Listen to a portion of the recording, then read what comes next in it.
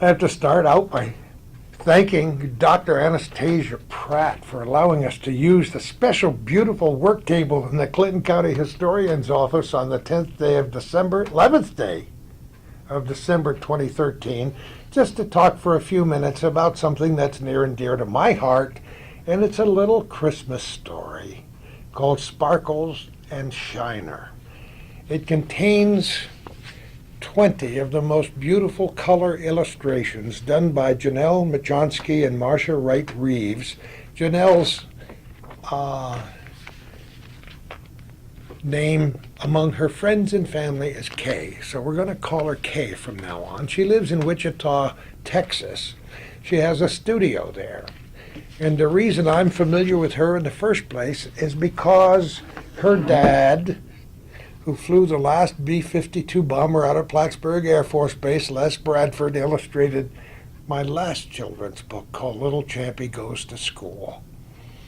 And Kay was visiting him one time, and he brought her to my house, and she saw Sparkles and Shiner, and she said, "I'd love to do the illustrations for that." And I said, "Okay."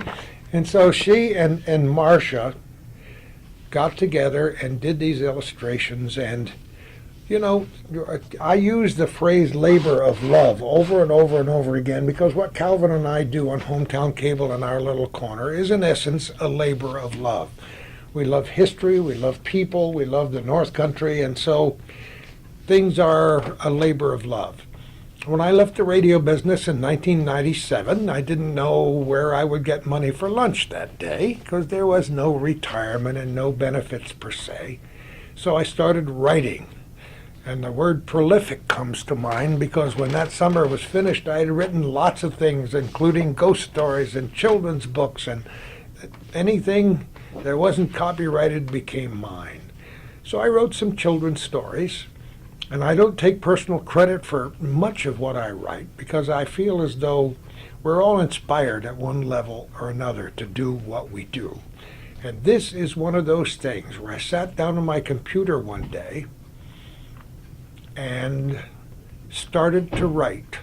And the first sentence flowed from my fingers, and the second sentence flowed from my fingers until the very last line of the book that says, "After all, they were twins," finished. And it sat for a long, long time until I found the right illustrator. You want to know how many years? 17 years from the time I wrote it till the time it was published. We live in an age where a lot of people do their own publishing. Self-publishing is very common now. It's difficult to get something published with even a small publisher these days. So that's what happened here. I decided to self-publish it and have it printed with our good friends at Border Press, with Jim Rochester, Danny, and Elaine. We sat together and talked about it after. It took a while to get these illustrations done and sent to me. And we had to do a lot of talking and figuring and scheming. And then the Rochesters said, "Yes, we'll print it for you." And on a given night at 12 midnight, Danny Rochester was finally binding this at their little place on, what is that, Clinton Street? Clinton Street in Rouse's Point. And I flew up there the next morning at 7:30 and met them there and picked up the first 100 copies of Sparkles and Shiner and introduced them to our little corner of Morrisonville at a church craft fair the next morning. And people liked the story, people liked the book, and now we're into our second printing already, and who knows. They're not, as we're recording this in December 2013, they're not even in the stores yet, and we're not sure exactly how we're going to market the book. But just suffice to say, it sounds like it's not fiction, but it is. It's about two 9-year-old twins, John and Jocelyn Levine, John and Jocelyn Spencer, who lived on River Street in Morrisonville in 1946. I said John and Jocelyn Levine because we have very good friends named John and Jocelyn Levine who don't know until this very moment, when they see this program, that the twins in this book are named after them. The word Spencer, which is their last name in the book, comes from dear friends who lived next to us in Morrisonville for many years and who live in another state at this time. So, we just wrote about a poor family who had just been through the ravages of war, and the son had been killed in the Second World War, and they had nothing for Christmas.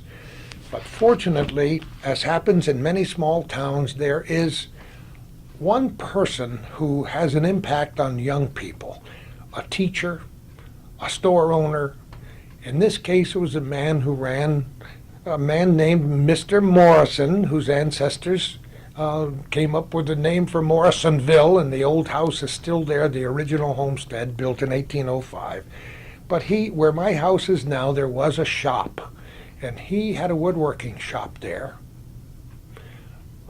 Back in the 1940s, and kids would come into his shop, and he would always have a little pot of soup on his pot-bellied stove, and he would make handmade ornaments for the kids. And in this case, he felt very badly for this family on River Street, so he made them wooden ornaments that looked a lot like them. Now, the little boy they called Shiner because on the way there one day he got in a snowball fight and was hit in the eye with a snowball, and that was Shiner.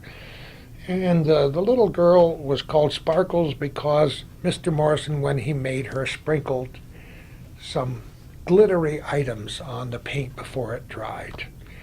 So the long story short is the kids took the ornaments home, put them on their tree, and at midnight on Christmas Eve, at the stroke of 12, the little Christmas tree ornaments grew and grew until they became the size of human kids. And through wonderful Christmas magic, they were able to supply some of the most important needs to that Spencer family on River Street. And it's one of those, one of those feel-good Christmas stories that everybody likes to hear, especially when it involves your hometown. So that's the essence of Sparkles and Shiner. I'm delighted to see that it's finally printed and available for people, and it'll be too late by the time you see this to get a copy for your children and grandchildren for Christmas, but never too late. Well, it depends when they're seeing it. Well, it depends when you see it. You might see it before Christmas this year, in which case give me a ring. Go on my Facebook page, call me, send me an email. The email is gordand, Gordand, the letter K at AOL.com. My number's in the phone book, and I'll tell you how to get your own copy of it. I've already mailed them from one coast to another because you never have any idea how successful something like this is going to be. But apparently people were ready for another good Christmas story. And so this one, I hope, will be successful because it becomes a part of who you are when you write a book. And this one, the end product pleases me a great deal because, we're all interested in telling a story to somebody else. And I've spent a lot of my life telling stories orally and on the radio and on television, but this is a way to get it in print. The other two books that I've published, one of them has to do with Ghosts of Clinton County. It's a collection of 32 stories from this area, including 5 that aren't in Clinton County. It's unique in that they spelled Potsdam wrong on the back. That may be the only thing you'll remember about this book of 32 ghost stories. I'm writing another one, and I won't call it Ghosts of Clinton County the next time. I will call it Ghosties, a great old Scottish word that has to do with things that go bump in the night. The last children's book is Little Champy Goes to School, published by Bloated Toe and our good friend Larry Gooley and Jill, and illustrated by the dad of Kay Machonsky. A fun book. It's only been out for a year or two, but it's also been quite successful, so I'm blessed in so many ways. I thank all of you for paying attention to things like this, to spread a little joy around your house, even if it's after the Christmas season when you see this. And if it's in the middle of summer and you don't want a Christmas story, well, next fall, just let me know, and you can get 16 or 18 copies for your friends and family. That's Sparkles and Shiner. Right now, I got several boxes in the back of my trunk, so that's how it'll be marketed. We'll figure out a plan. It's like the old song Mañana. Tomorrow we'll figure out what we're going to do next. I thank you all for paying attention to what we do on our little corner in Hometown Cable. It's been a tremendous pleasure all these years to do this program. Thanks to Stacy Pratt for allowing us to use her room. And look at these wonderful postcards. Clinton County history through the eyes of its children, unveiled August 2009. Details of the old stone barracks and the Clinton County through the eyes of its children in the large, wonderful display that you can see. That's, I don't know how many months they spent on it. Stacy, do you remember how long? It was a full academic year. It was a full academic year having this painted, this beautiful mural on the side of the Clinton County Government Center.